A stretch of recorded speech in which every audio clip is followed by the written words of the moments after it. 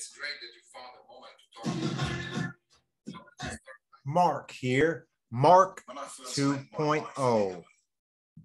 Gordon, we wanted to come on and just do a quick promo. I'm Mark. The podcast is Mark 2.0. His name's Gordon. He's the 2.0 part of the podcast. We've rebranded ourselves. So I'm Mark. He's Gordon, 2.0. or the 2.0 of the podcast. We are the Human Experience Podcast, but don't be confused. Just look up Mark 2.0 when you go to any podcasting platform. Now, Gordon, the majority of our listeners are on audio platforms, but you've said before, put a name to a face, and that's why we have YouTube. So we want to encourage people to go over there. One thing is, when you're listening to a podcast and you're hearing us talk to an actor like Derek McGrath, who's been on every TV show of the 80s and 90s, Dallas, Cheers, Golden Girls, Newhart, and his own TV show, My Secret Identity. And you like to be able to see the face and go, oh my gosh, wow. That really is him. Or Taco, sure. Mr. Putting on the Ritz, who I can't believe how well the man has aged. The 80s was a long time ago. And you can put a face to the name and go, wow. And we appreciate all our viewers. We've had so much fun doing this, and the audio platforms like Apple iTunes, are getting hundreds of views. But we're trying to build up the YouTube channel, and we'd like to ask our listeners and viewers for some help. If you wouldn't mind, you're the biggest part of the Mark 2.0. The bread and butter, yeah. What's the point of doing this? And so if you could help us out, we'd really appreciate it. And that would be to give us a like, a thumbs up, and also some comments on the YouTube channel. And interchangeable. If you're listening, if you're watching one of our subscribers on YouTube, go over to Apple iTunes if you have iTunes downloaded, to your iPhone, or if you have it on your desktop. I have it on my desktop, and write a review. It helps our visibility, so to speak. It helps algorithms. We are a world-renowned podcast. We have guests from all over. And one other thing we want to encourage is, if you have friends over in Europe or the UK, yes, please share the podcast out. We're bringing some iconic people from all over, and UK in particular we are the top of the pops of North America. We are spinning music that you may not be familiar with, ones that you will, and some that you won't, that are just iconic people. And there was one today that I reached out to, this group Redbox, and the lead singer, Simon Toulson Clark, said he would come on the podcast. He wants me to give him a call. So we'll see what happens. We're thrilled about where this podcast is going. We wanted to come on, and Gordon, take it away with our next guest. And then we'll talk about the ones that we had this week. But this next one is, how can you say, and that's another thing, is we need to explain that every Wednesday and Thursday, we try to have out podcast episodes. But sometimes we bring on such iconic people and Greg Kane, Chesney Hawks. They were on different days. And these are special podcast episodes. Well, tomorrow we got a special, how can you say it? July 4th special, whatever you want to call it. We're going out with a bang, for the holiday. Take it away, Gordon. Well, when it comes to sporting movies, we've talked to Jim Morris, the pitcher from the film The Rookie. And now there's another sports film that in my books is right up there, and it's the #1 hockey film of all time, 1977 Slapshot, which starred Paul Newman. No, we're not conducting a seance. We're not going to have Paul Newman on the, God rest his soul, on the podcast. We're going to have a man who worked with him, acted alongside of him in the movie Slapshot. His name is Yvon Garrett. You'll remember him as the allergic goaltender of the Charleston Chiefs. Who owns the Chiefs? Who owns? And Yvon is a veteran Quebec actor. His English is not, actually, when I reached out to him to ask him to come on the podcast, he said, well, you know, my English is kind of like Denis Lemieux in the movie.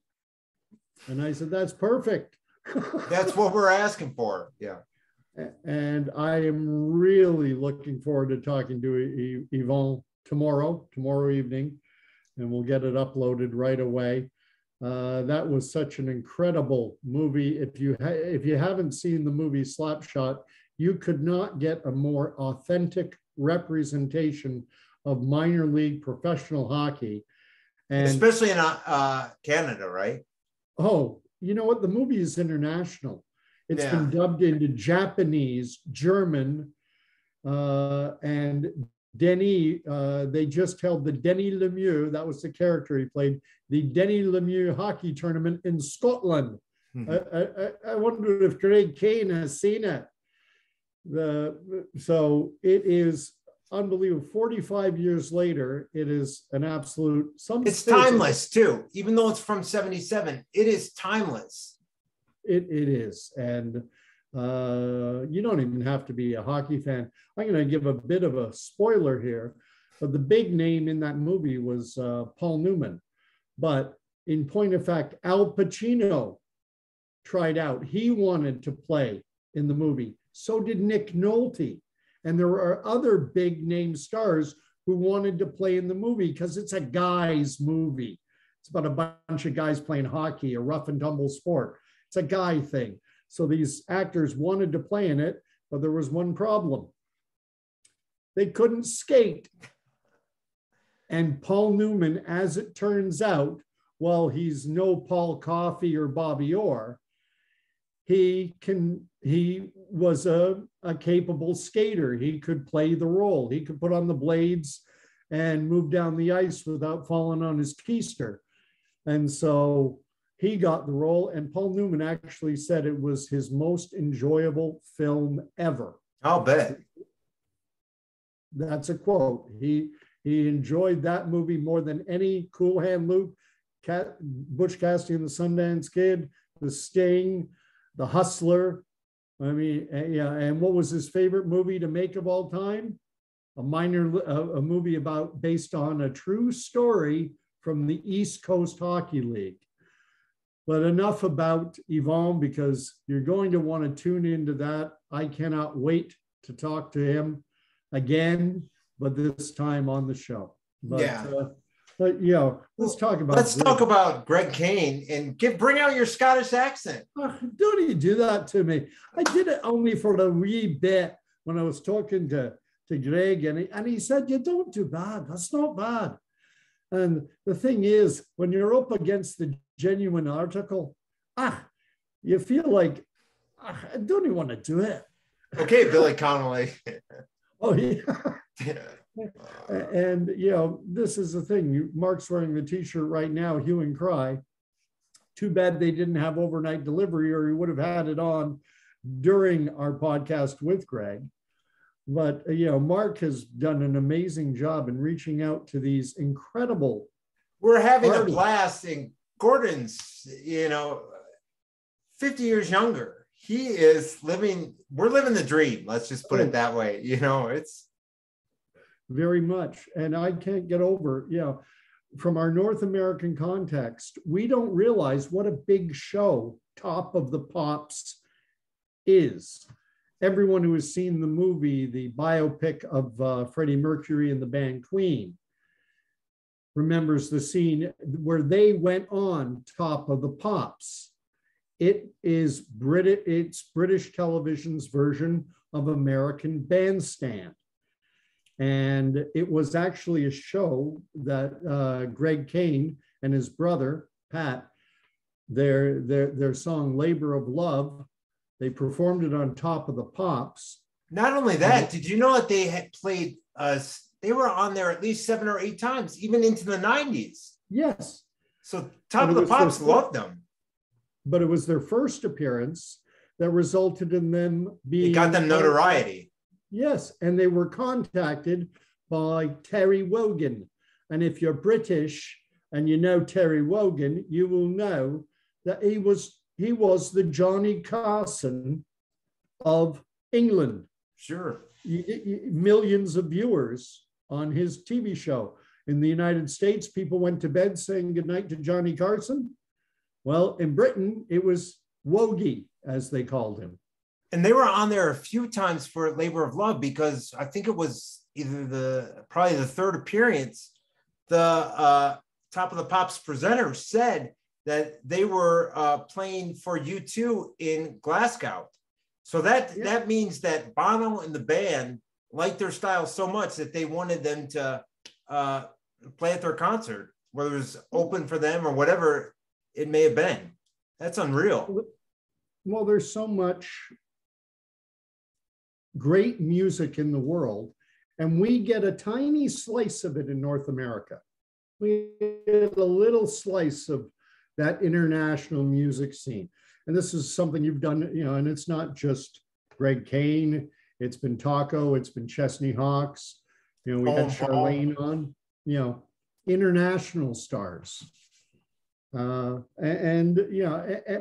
this is the other great thing about Mark 2.0. We're not fixated on movies or one topic, and we've arranged them on YouTube via, if you look at our playlist, by sports podcast, scholars podcast, actors, performing arts. Actors is with the performing arts music podcast. We got you covered. Check it out. And if you're listening on audio platforms, you can go on YouTube to check out our playlist and say, hey, this one's a music podcast. Okay, I'll go on Apple Podcast, and while I'm going for my jog, I'll listen to these, guys, chat it up. Yeah. Well, think of Kim Carson, who we just had on. Anyone who's thinking about getting into broadcasting will want to listen to this woman, because not only that, she brought and you said it perfectly, the evolution of her career. Yes. Yeah, the evolution of radio, the evolution of her career, how she's had to navigate, because the radio business has changed immensely from when it started. So stay on the Mark 2.0 train. And one thing about Kim is that's so great is she was the first full-time female personality. Yes, in Oklahoma City, in Nashville, Milwaukee. She was all over the Detroit. U.S. Yeah, and she chose smaller markets instead of LA. Remember, she told us, Down the Earth gal. You really need to check it out. Yes. So again, stay on the Mark 2.0 train. Invite your friends. Help us out by share it with your UK friends. Tell them to subscribe. If you're listening to us on Apple iTunes or Spotify, jump over to our YouTube channel. If you listen to us on YouTube, subscribe everywhere. Spotify account, jump over there and give us some love, give us some feedback, give us some reviews on iTunes, Apple Podcasts, anywhere. Give us some suggestions of who to reach out to. Excellent. Thanks so much, Gordon. Have a great 4th, everyone. We are happy Independence off into the rest of the year.